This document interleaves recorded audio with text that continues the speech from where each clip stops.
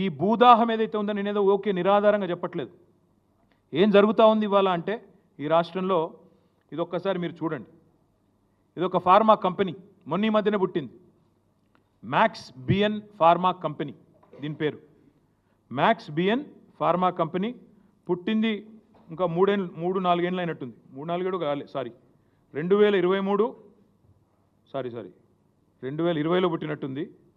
Date of incorporation 2020. ఇందులో ఎవరున్నారా అంటే దీని main director promoter Satyanarayana Reddy Goluguri.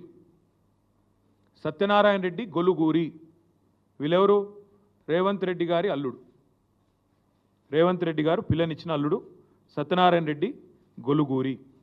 ఈ మ్యాక్స్ బిఎన్ ఫార్మా కంపెనీ విస్తరణ కోసం ఈ ఫార్మా విలేజ్లలో భూములు తీసుకొని దానికి అనుగుణంగా వాళ్ళ విస్తరణ కోసం సహకరించడానికే ఇదంతా చేస్తూ ఉన్నారు. ఇంకొక మాట, ఇందులోనే ఇదే మ్యాక్స్ బిఎన్ ఫార్మా కంపెనీలో ఇంకొక ఆయన ఉన్నాడు డైరెక్టర్.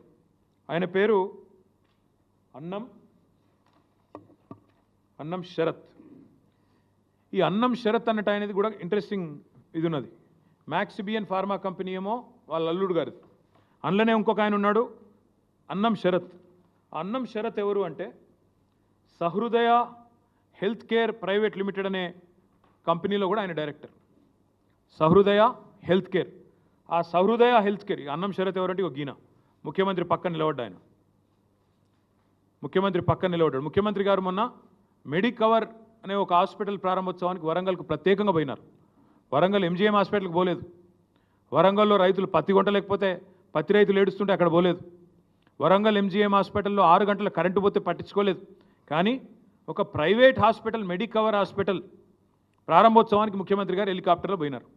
ఎందుకబ్బా ఈయన మీద ఇంత ప్రేమ అని మేము తవ్వి చూస్తే ఈ అన్నం శరత్ అంట ఆయనే గొలుగూరి సత్యనారాయణ రెడ్డి అని ముఖ్యమంత్రి గారు అల్లుడు. ఇద్దరు co directors Max BN pharma company. Medicover hospital ఏదైతే ఉన్నదో నాకు తెలిసినంత వరకు, నాకున్న అవగాహన ఉన్నంత వరకు రేవంత్ రెడ్డి గారి వ్యవహారం మనందరం కూడా చూస్తూ ఉన్నాం కాబట్టి మొన్న ఒక యూనిట్ పెట్టింది బెంగళూరులో. దాన్ని స్వయంగా డీకే శివకుమార్ గారు పోయి ప్రారంభించినారు. మరిగా దాని వెనకాల ఉన్నదెవరో, ఆ మెడికవర్ హాస్పిటల్ అక్కడ ఉన్నది ఎవరిదో కూడా ప్రజలు అర్థం చేసుకుంటారని ఇదంతా చెప్తా ఉన్నాం.